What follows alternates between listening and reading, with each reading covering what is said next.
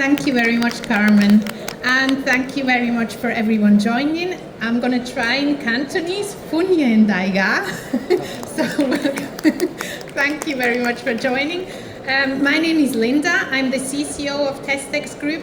I'm really happy to be here today, and I was here, I think it's my 5th week in Asia. For me, these presentations and these interactions at the trade fair are really important to understand what the market needs and that we update our standards on a yearly basis that they are relevant for you. And I'm here with Miriam today, our product manager for the leather standard, to give us some expertise and advice how to certify. And before we delve into the topic, who of you is a leather producer, roughly spoken? Tannery, so on. Brands or retailers? Making up company? Others. Okay, other interestees.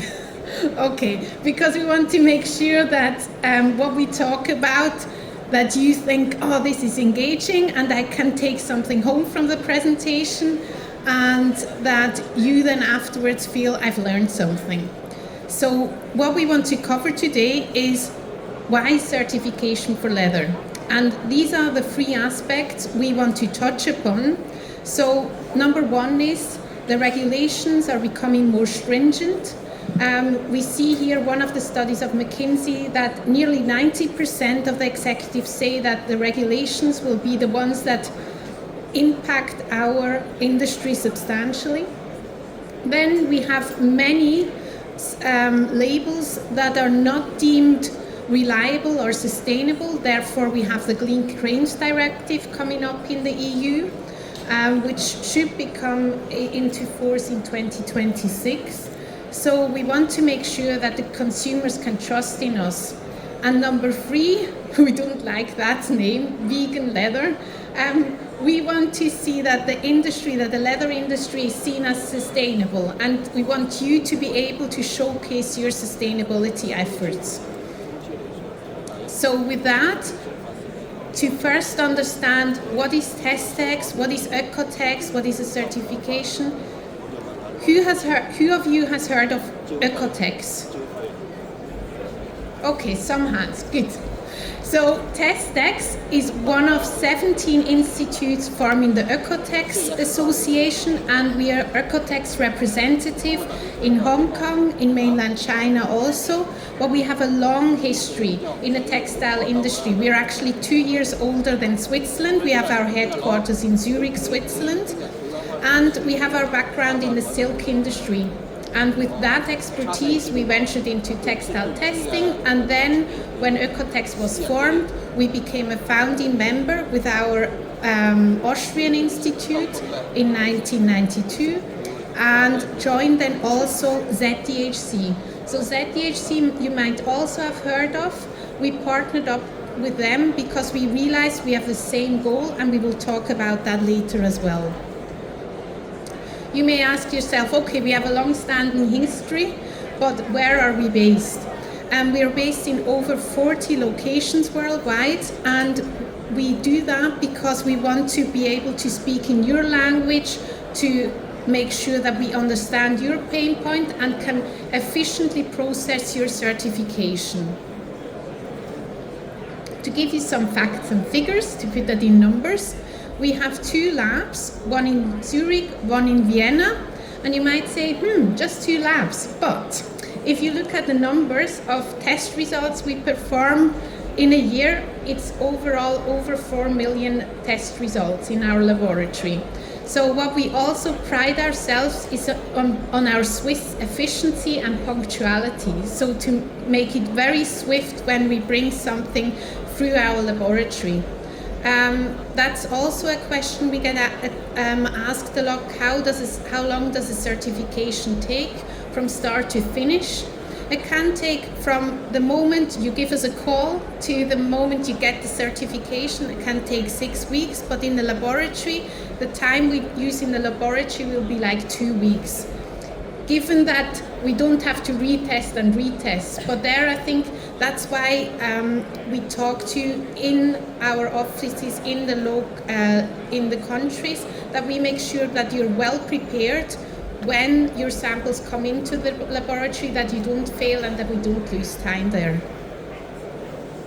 So in a nutshell, we test in the laboratories, then we give you the certification, and very importantly also we audit.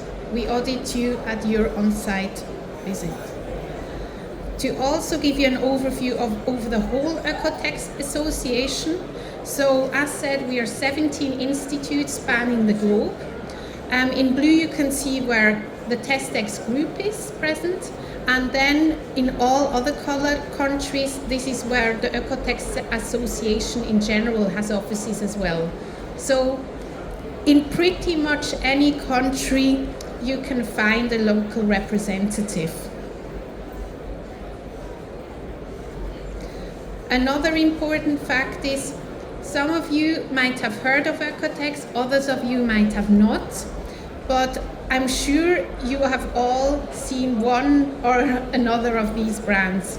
And these may not label with OEKO-TEX, but you use OEKO-TEX as a quality assurance mechanism, or to make sure that their suppliers meet the regulations when they export to Europe or to the US. We also have long-standing customers in Hong Kong. So just to showcase a few of the major manufacturers or also brands, so SQL, Original Miracle, or also Chicks, one of the local brands. And now I really would like to delve into the different certifications. What do we actually offer? Because Standard 100 is the most established certification of OEKO-TEX, but we have one that fits all. So it's like a modular system which builds up on each other. And there I would like to hand over to Miriam. So yeah, thank you very much. Only a few of you said that you know OEKO-TEX. So I would like to give you a brief overview about OEKO-TEX. So OEKO-TEX was founded in 1992, so almost over 30 years ago.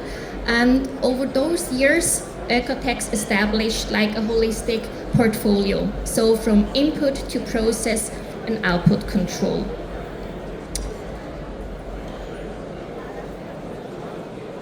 What Linda already said in the beginning, we will give you today answers about why a certification for leather is important. But a key element of the certification system is also collaboration. And I'm sure you already heard about a very important one. It's ZDHC. And I would like to hand over back to Linda to talk a bit more about the collaboration with ZDHC over the years. Thank you very much. So some of you have heard of OEKO-TEX, others of you have heard of ZDHC, and if you haven't heard of either, let's make the link. So we established that OEKO-TEX has different certifications from input, process to output. And now ZDHC is another important organization, and we realized that we have a common goal to make the industry of the textile and the leather industry greener or more sustainable. So as you can see, 1992 is when the OEKO-TEX Association was established. And then in 2011, there was this Detox to Zero campaign by Greenpeace, where they said, we want 0 harmful chemicals in the industry, in the fashion industry. And then the brand said, well, it would be nice, but 0 is simply not possible. There is always a little harmful substances, and we are not there yet. We cannot change from today to tomorrow. So due to that, ZDHC was founded by 6 major brands just a year later, one of them being Nike, the other of them Adidas, and they said, okay, we want to become more sustainable as a whole industry, but give us some time. We want to create a roadmap to 0 discharge of hazardous chemicals. And we thought that was a great idea. therefore, in 2017, our certification for chemicals, dyestuffs and auxiliaries, ECO-Passport, was the first certification which was recognized by ZDHC to be in compliance with their MRSL, their Material Restricted Substance List. In 2020 then, ZDHC formed a roadmap to zero because he realized he had actually the goal for 2020, and then he realized we can't say by 2020 that there will be zero. We need a constant improvement, constant pathway. So that's why they changed their name. They have the roadmap to zero. So it's from infinite to infinite goal. In 2022, OEKO-TEX and ZDHC grew even closer together, and we signed a memorandum of understanding. I will move on to the next slide here to show you what that means, or what the focus areas of the memorandum of understanding were. So on the one hand side, OEKO-TEX is now on the MRSL and Wastewater Council of ZDHC, so to provide our expertise when ZDHC updates their MRSL and guidelines on the wastewater. And on the other side, we have on our advisory board of OEKO-TEX, we have a member of ZDHC. In terms of how TESTEX as an institute collaborates with ZDHC, we are an approved certification standard, so we have ECO-Passport and STeP, which are approved by ZDHC, and we are also an approved training provider. So ZDHC has lots of different supplier to zero program. We have chemicals to zero program, and sometimes it can be a bit overwhelming which one is the right one for me. So we are now also an accredited training provider to make sure that you understand which one is the one I actually need or the buyer is asking me to do, and why and how do I do that. Now, you saw this one before. Miriam gave you a brief overview about our different certification schemes, and now we want to see how do they marry together with ZDHC. And we would like to start on the input side with ECO-Passport and then move on to STeP, so on how something is produced. And for ECO-Passport, I will hand over to Miriam. So, yeah, talking about ECO-Passport. So, ECO-Passport is actually a certification solution for leather and textile chemicals, auxiliaries, but also dyestuffs. It is compliant with ZDHC, and if the chemicals are certified, you can also then show them in the gateway accordingly. Additionally, ECO-Passport level 2 and 3 are also compliant with the chemical to zero progressive level of ZDHC, but we will have a look on that just in the next slides. So, yeah, what is ECO-Passport? I just said it's a certification solution for chemicals. So it is also internationally recognized. With that, you get credibility. It is based on independent testing, so the chemicals will be tested, and that results in a safe use of chemicals. As all OEKO-TEX products, also ECO-Passport is part of the modular system. Yeah. So now, I think you're wondering, okay, how does ECO-Passport, like the certification process, actually works? So as a first step, we would screen your chemicals according to the cost numbers. Then an additional analytical verification, so the testing, would be required. And to achieve level 1, there is also a required self-assessment where you have to fill out all the required information. If you want to achieve level 2, there would also be an additional on-site visit required, where we check on-site the information from the assessment in your factory. But there is also level 3. So next to the on-site visit, you would have to cover additional questions about the chemical hazardous assessment, where you, for example, also check or where you also would have to answer questions about your safety data sheet management.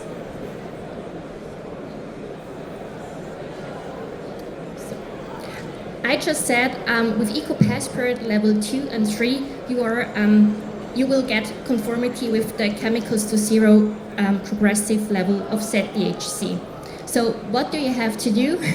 So you would actually need to achieve just the ECO-Passport level 2 with the required on-site visit, or level 3 with the additional questions of the chemical hazardous assessment.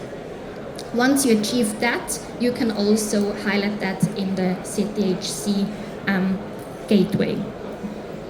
So now we talked about the input control, and I am sure you're interested in what's about the process control. So Linda, would you like to give us an insight here? Okay, yes, thank you. Let's move on to the process, so how something is produced. So STeP actually stands for Sustainable Textile Production. And there we are 100% aligned with the wastewater testing of ZDHC, so you don't have to do another wastewater testing if you want to be compliant with ZDHC. You can also generate the Clearstream report, which is required by ZDHC, free in the Beehive. We'll have a look at that. And finally, you have discounts for the Supplier to Zero program. Now, who can be certified by STeP? So if we're talking about the leather value chain, it can be bee house, tanning facility, even leather logistics, or the making up companies in the leather products. Now, STeP is a bit of a different certification than ECO-Passport. So ECO-Passport covered the chemicals, dyestuffs and auxiliaries, so the real chemical product, whereas STeP looks at how something is produced, so the facility. This certification is valid for 3 years, and there the focus is on the auditing part. And I'm really proud of this certification because it covers all aspects of sustainability in 6 modules. So it covers environmental performance. There you have the KPI tracking. We actually have an impact calculator, which you can get for free, where you can calculate your carbon and water footprint. This would be a whole other presentation, but if you're interested, we can have a discussion later at the booth.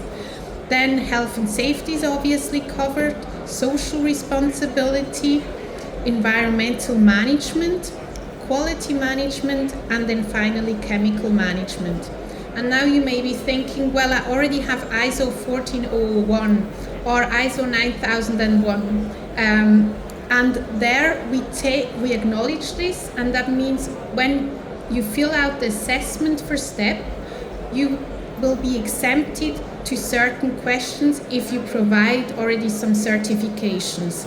So we understand the audit fatigue, and we understand that when you already have some certifications, that we would like to acknowledge that effort, that the assessment for you is shorter, and then when we audit the factory, the audit can be also more efficient in those parts which you anyway already cover. Now on ZDHC, we tackle the chemical management, where we always make sure that we are 100% aligned with the MRSL of ZDHC. That's why we are also on the MRSL Council of ZDHC, to make sure that we work jointly towards a common goal, and that not one organization goes in that direction and the other one goes in the other. And also on the environmental performance, we make sure that the wastewater testing is aligned, that you don't have to do double work there as well. Now there's this new program called Supplier to Zero program by ZDHC. There you have 3 levels: foundational, progressive and aspirational, to showcase your chemical management efforts. For our STeP customers, we made sure that the foundational level If you want to also have that additional label or your buyers require that, it's completely free for you. And the progressive level, you will receive a 50% discount.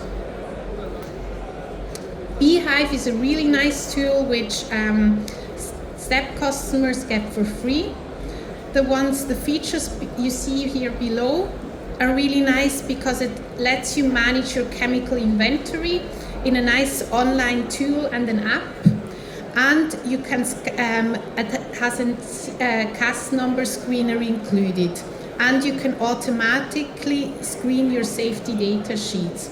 In addition to that, you can also generate an in-check report, which is then approved by ZDHC. So there are two benefits. If you work together with ZDHC, then you have the benefits on top. But it's a really nice tool in general also because it has all of these functionalities which you as a facility might prefer anyway. Now we covered the input, we covered the process. Now we have to move on to the output, to the finished leather product. Miriam, do you want to tell us more there? Yes. So now we really talked about the input and the process control, but I would also say that a very important topic is at the end of the production, like the output control. So to really make sure that the end product, it doesn't matter if it's the material or a ready-made article, so for example a leather jacket, is tested for harmful substances and therefore also safe for your consumers and to human health. And also here, always keeping in mind with our introduction question about how you can ensure a sustainable future of your organization while being compliant with regulations.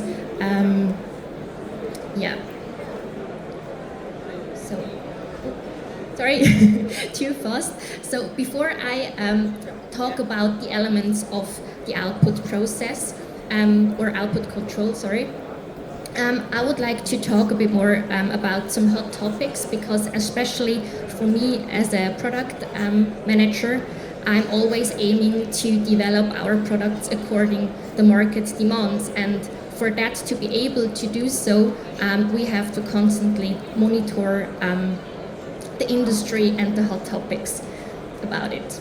So I would like to start with the leather origin. We already had yesterday, there was a great panel discussion with the Sustainable Leather Foundation about deforestation. So I won't just copy that content, but still I would like to give you an insight on how we as a certification system address that topic. So you all know cattle ranching is a major issue of the Amazon deforestation, and leather as a byproduct of the meat and dairy industry is therefore unfortunately directly linked to that problem. Over the past few years, this problem was we saw that problem, and also last year also the EU entered a new EU regulation, the 2023/1115, to actually prevent deforestation-linked products. So that means EU market operators, it doesn't matter if it's an importer or an exporter, has to verify that their commodities are not linked to the deforestation. And we as OEKO-TEX, or part of the OEKO-TEX Association, took up that topic. And for this year, so for 2024, we added optional questions about deforestation. So we ask our customers if they have made a risk analysis when it comes to their sourced leather materials. So for this year it's optional because the EU regulation is not into force yet, but it will come. It will come very soon, so next year. And with that, we will make those questions mandatory for the leather standard. So if you want to label your products, you have to make sure that you have a risk analysis when it comes to deforestation, and there is no linking with deforestation and your sourced leather material. Yeah, The second hot topic for us is the topic about the circular future and recycling. We as a testing institute saw a growing demand over the last few years about recycling, with a high marketing value as well. Also regulations such as the Eco-Design for Sustainable Products, in short ESPR, they support that trend towards a circular future. At the moment, it is only applied for the textile industry, but as we saw in our past and based on our experience, it often then soon affects the whole apparel industry, and from which the leather is also an important part.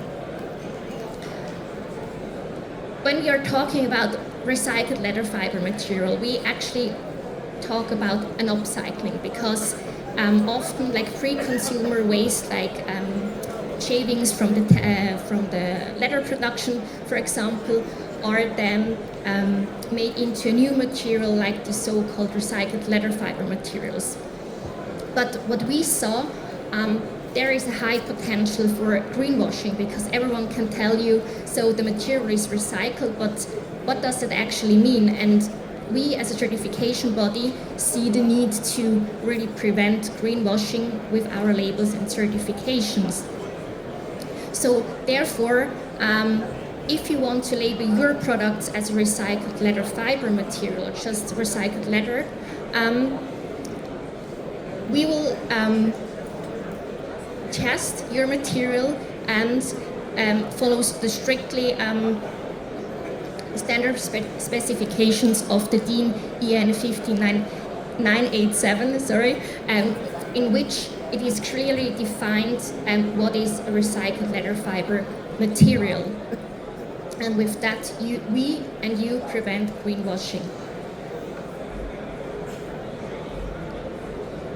And yeah, the last hot topic for today, or in this presentation, is chromium-6. I'm sure you all are familiar with that. It's a frequent but a persistent challenge still today. And you might wonder, okay, why is it still a frequent and a persistent challenge? Because it's still about 85% of the global leather production uses chromium-free salts in their tanning process. And I can confirm, like from the side of a testing institute, I just checked the latest results last week. We still have chromium-6 failures, which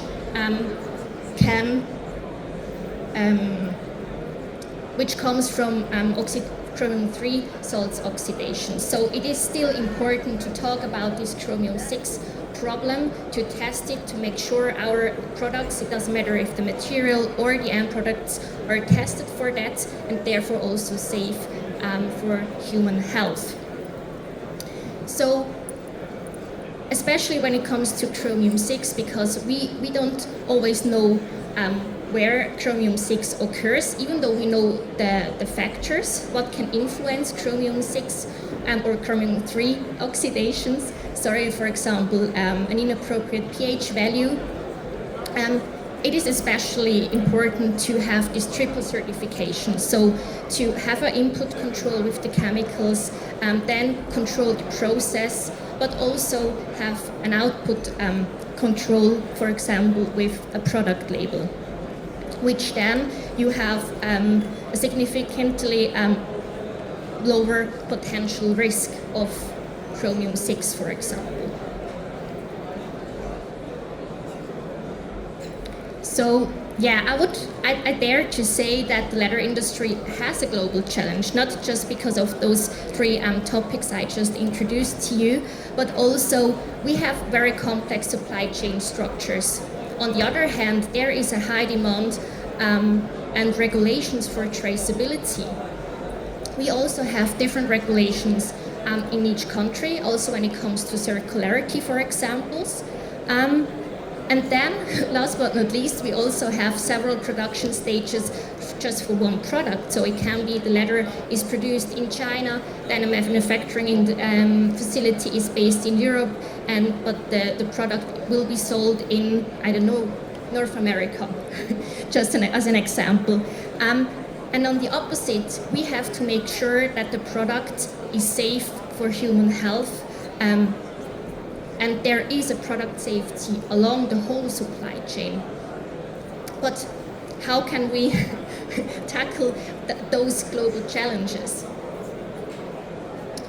And one solution, or I would also say a credible solution, is like product labeling, to really have output control and test your material or articles. So the leather standard is standardized worldwide.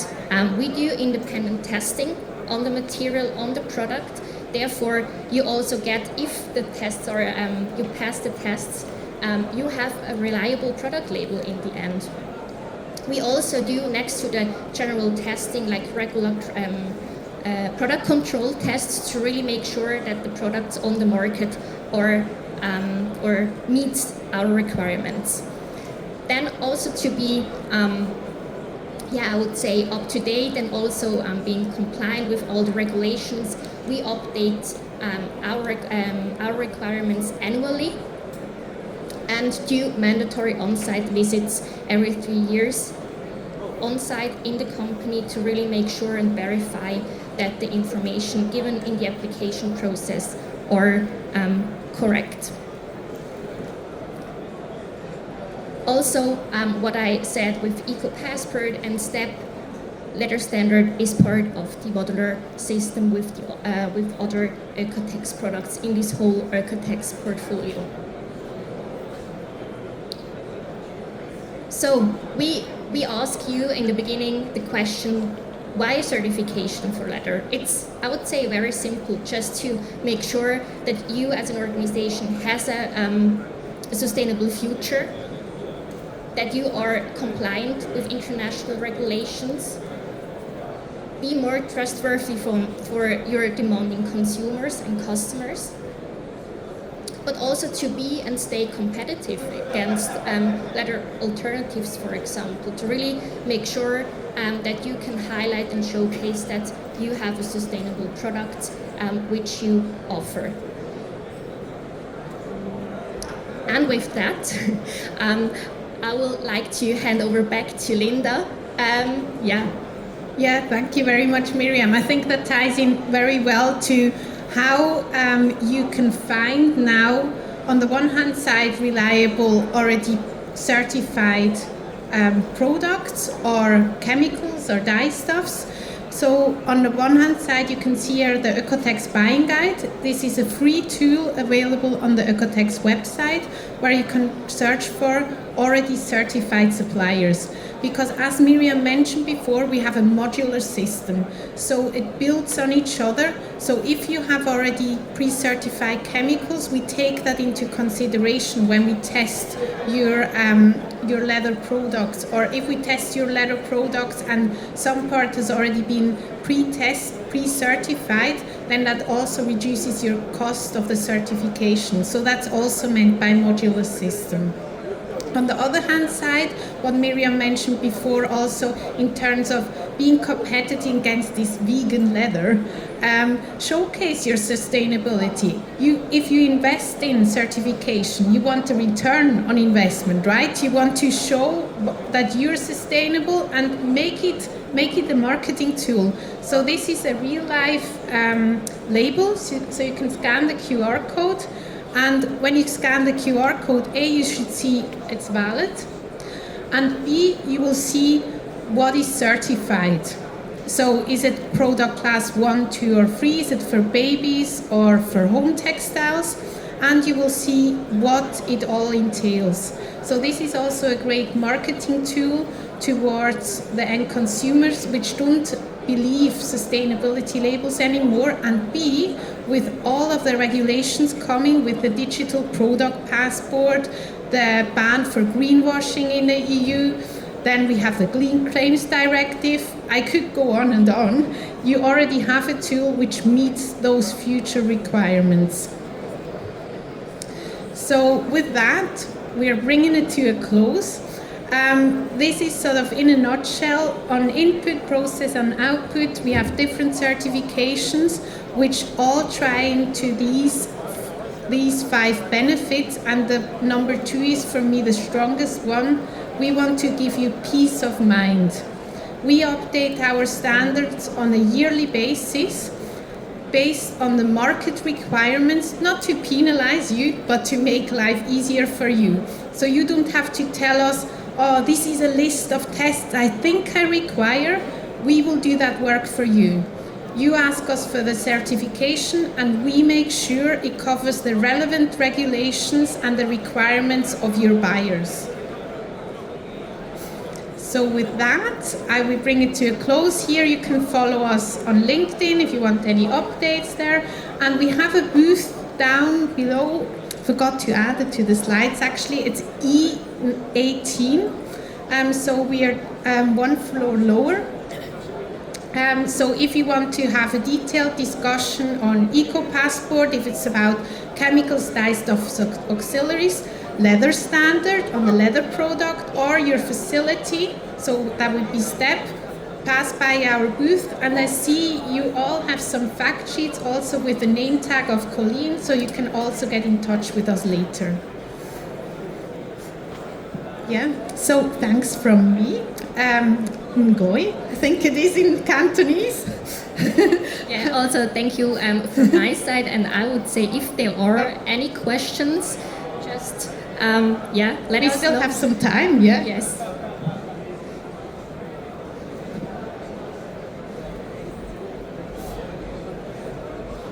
So any questions, or maybe just also comments or inputs? Yeah. Maybe in 1-to-1. Yeah. So we'll close it here, and then we are here afterwards also if you want to have an in-depth discussion. And E18 again is our booth. Thank you very much.